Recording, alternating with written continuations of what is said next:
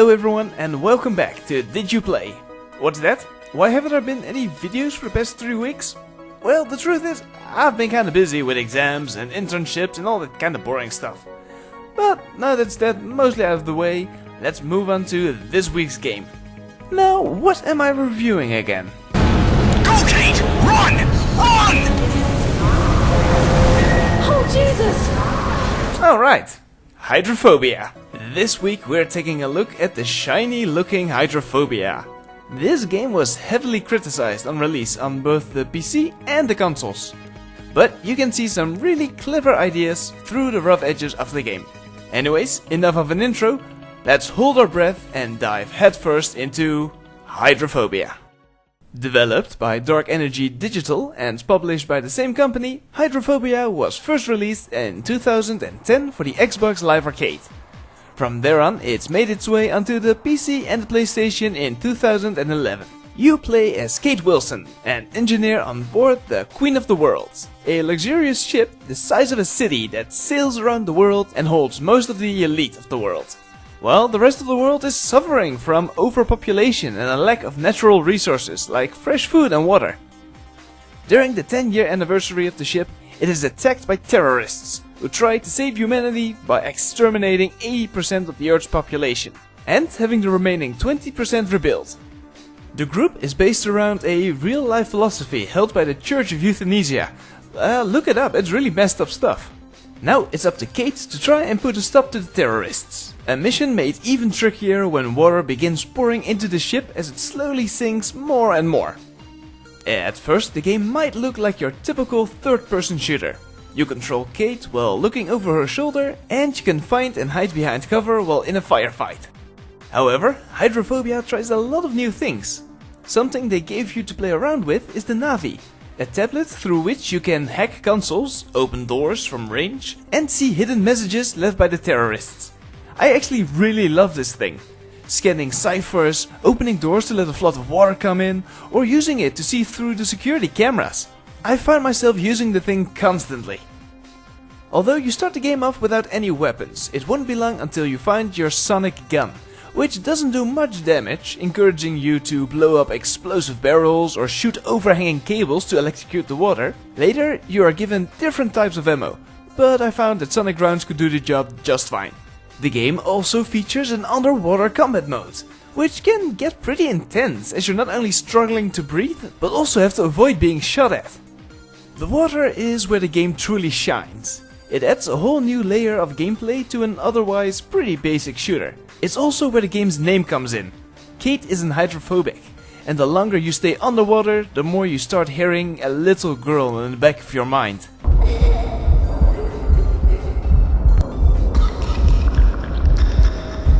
This serves not only as a way to indicate how much air you've got left, but it also helps set a panicky atmosphere for the game. However, the water isn't all that great. There were moments where every time I tried going through a door, a wave of water would knock me back, preventing me from getting through. Then, as soon as I swam my way back to the door, the water on the other side had risen enough to once again wash me away once it opened, making it impossible for me to enter. Another thing that was wasted in this game is the map. When you press tab, it opens up this very fancy looking map, which you can rotate 360 degrees and zoom in and out on. However, it's almost impossible to get an idea on where to go. After studying the map for a good 5 minutes or so, did I finally realize the correct way to the next area, which for a map is way too much. However, I replayed this game for the review and noticed that if I opened up my Navi, it shows me where to go next, which I thought was a really good addition, but it makes the map pretty much useless. For now though, let's have a look at the graphics. Maybe it's just me, but I really like the graphics for this game. They're not the greatest, especially for 2011, but it's good enough for a $5 game. The water mechanics on the other hand are amazing.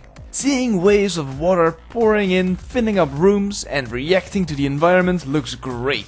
The character models are okay. For an indie developer, they're actually quite good.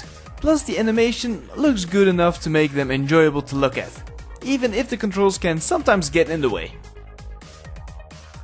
That, however, brings me to Kate herself. Like I said, I like her character model. She reminds me of Faith from Beyond Good and Evil. However, I think the developers could have done a much better job with her. Her voice acting is okay at some points, but subpar most of the time, with an accent that constantly changes and some whiny drawn out sentences. You start the game off in her apartment, where you find out that she's a workaholic. Other than that, you can scout around looking for things to interact with, which can tell you more about her. Which I think was a great idea. I spent the first 10 to 15 minutes just looking around the apartment, trying to spot all the hidden items. However, after this, all character development is tossed aside. If I had to pinpoint it, I'd say it happens when you first pick up your gun. From that point onwards, she no longer becomes a unique character with an interesting background story, she just becomes a Lara clone. Developers often hand a female protagonist a weapon to show the player that she is a strong and independent character. Which I greatly disagree with.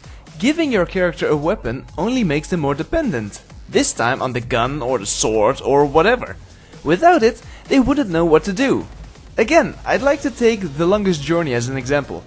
Zoe never picks up a weapon, even though she's often confronted by armed soldiers. Instead, she adapts and finds another way around. Which makes sense. Zoe was a dropout student. She isn't going to take on Black Ops in a one-on-one fight. I think having just given Kate her Navi would have benefited the game and make her stand out more for me. To round things off, I'd like to give a good look at the game. It's an indie game that isn't afraid to take chances and put their backs into making a game. Something for which they should be commended. The graphics in this game are okay, except for the water, though it's nothing too out of the ordinary. The gameplay is simple, but being able to use your environment to your advantage is a lot of fun, I must admit. The story, I sorta liked it. I've shot enough Nazis and mercenaries and zombies. Fighting an insane cult which thinks the only way to save the world is to destroy half of the population is new and it's interesting.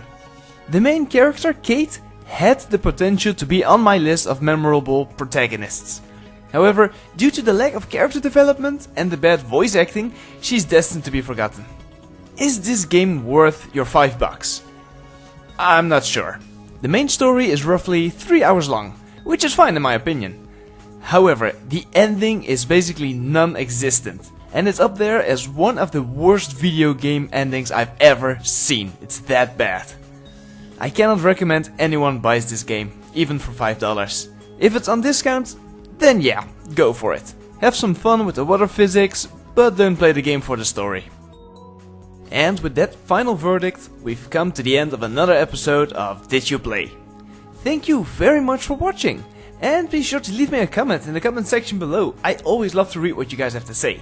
And I hope to see you all again next week for another episode of Did You Play? Back to Billingham and use it to remotely open that door. And be quick, Kate.